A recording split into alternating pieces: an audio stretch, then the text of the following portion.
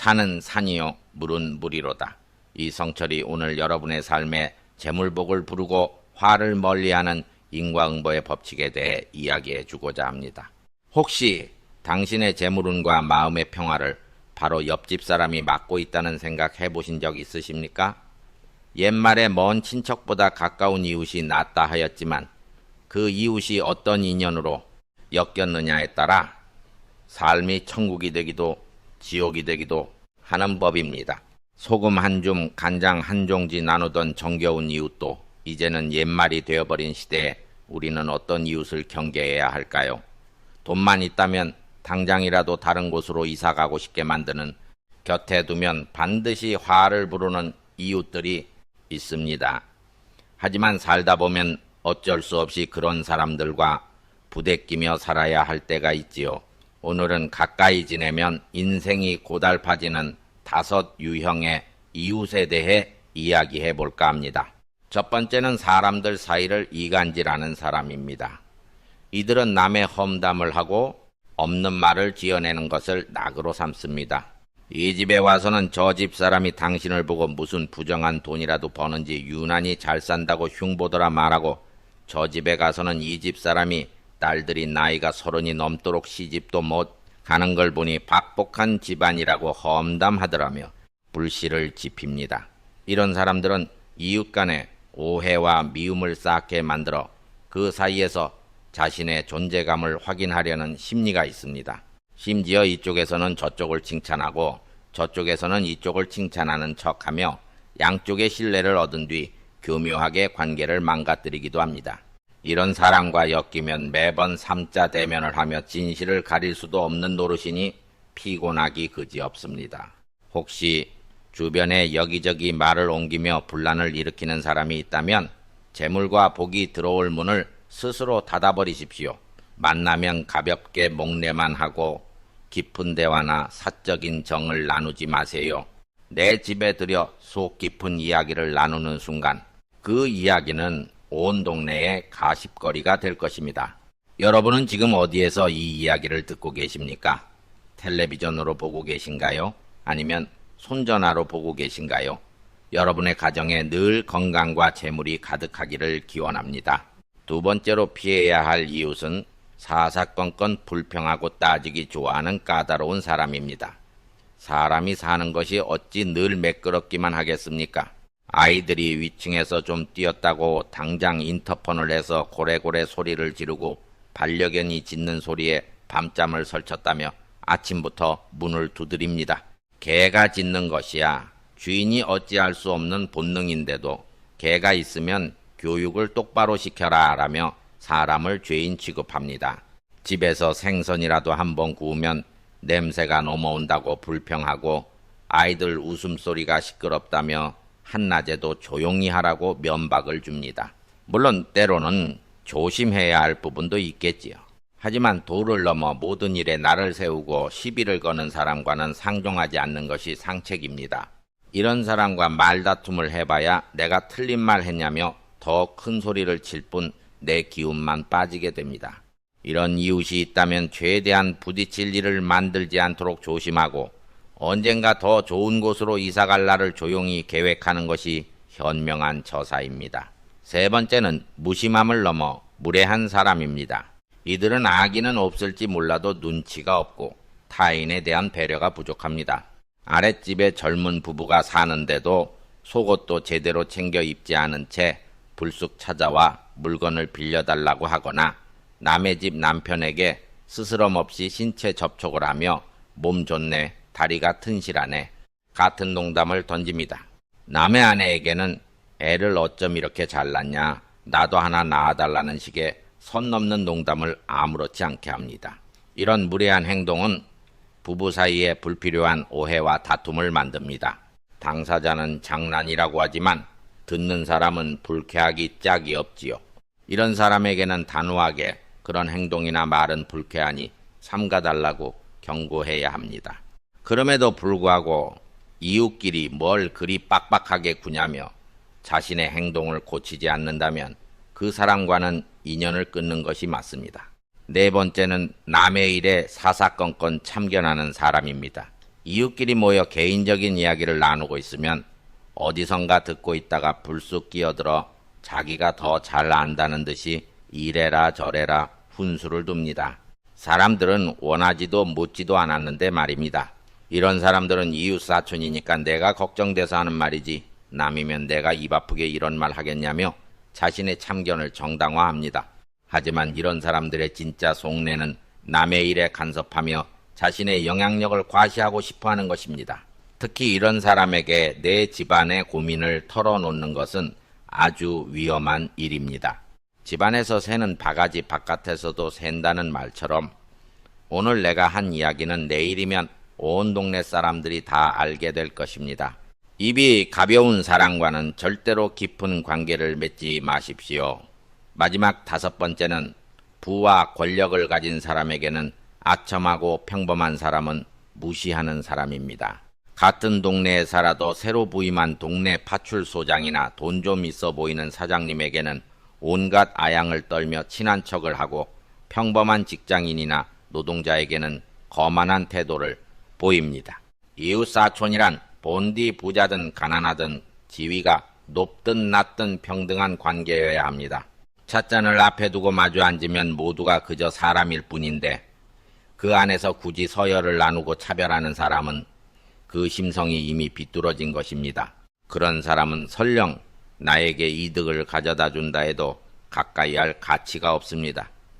인연이란 우리가 선택할 수 있는 것입니다. 쥐었다가 놓을 수도 있고 가까워졌다가 멀어질 수도 있습니다. 중요한 것은 내 주변의 어떤 인연이 나의 복을 해치는 독이 되는지를 알아차리는 것입니다. 알아차렸다면 조용히 물러나십시오. 그들을 가르치거나 바꾸려 애쓸 필요 없습니다. 사람은 각자 자신의 그릇대로 살아갈 뿐이고 그에 따른 과보를 받을 뿐입니다. 이 채널을 구독하시고 계속해서 복을 쌓으시길 바랍니다. 이제 인생의 60고개를 넘으신 분들께 한 말씀 더 드리고자 합니다.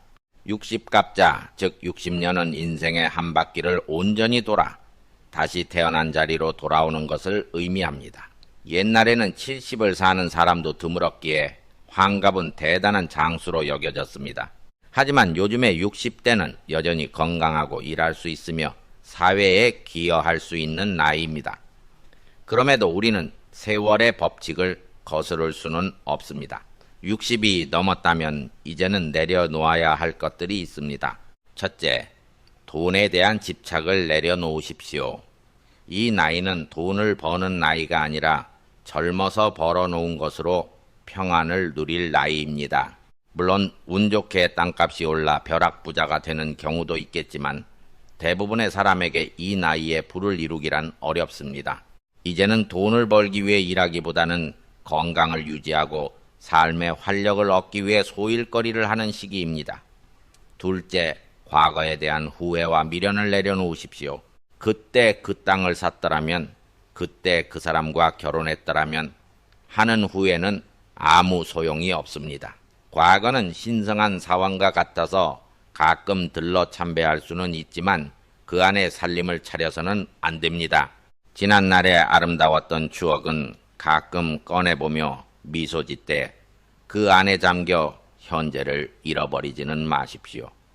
셋째, 옛사람에 대한 이야기를 그만하십시오. 옛 연인이 얼마나 나를 사랑했는지, 헤어진 전 부인이 얼마나 대단했는지 이야기하는 것은 지금 내 곁에 있는 사람의 마음에 상처를 주는 일입니다. 과거는 과거일 뿐 현재의 인연을 소중히 여기십시오. 머릿속으로 생각하는 것까지 막을 수는 없겠지만 입 밖에 내어 다른 일을 아프게 하지는 말아야 합니다. 넷째, 권력에 대한 욕심을 버리십시오. 늙으면 힘이 붙이는 것이 자연의 이치입니다. 노인 회장이나 동창 회장 자리를 탐내며 이전 투구를 벌이는 것은 참으로 보기 민망한 일입니다. 직책은 없더라도 삶의 지혜와 경륜으로 주변 사람들에게 존경받는 것이야말로 진정한 명예입니다. 마지막으로 성적인 욕망에 너무 집착하지 마십시오. 자연스러운 부부관계는 삶의 활력이 되지만 억지로 젊음을 과시하려 애쓰는 것은 몸을 상하게 할 뿐입니다. 한때의 쾌락을 위해 건강과 명예를 잃는 어리석은 짓은 하지 마십시오.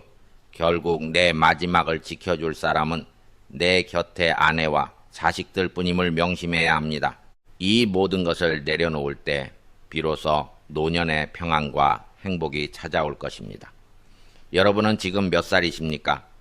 살아온 세월만큼 지혜가 쌓이는 것이 인생입니다. 나이가 들수록 네 가지를 아낄 줄 알면, 즉 네 가지에 인색해지면 남은 인생이 편안하고 복되게 됩니다. 첫째, 시간을 아끼십시오. 남은 시간이 얼마인지 아무도 모릅니다. 그 귀한 시간을 무의미한 일에 낭비하지 마십시오. 쓸데없는 논쟁.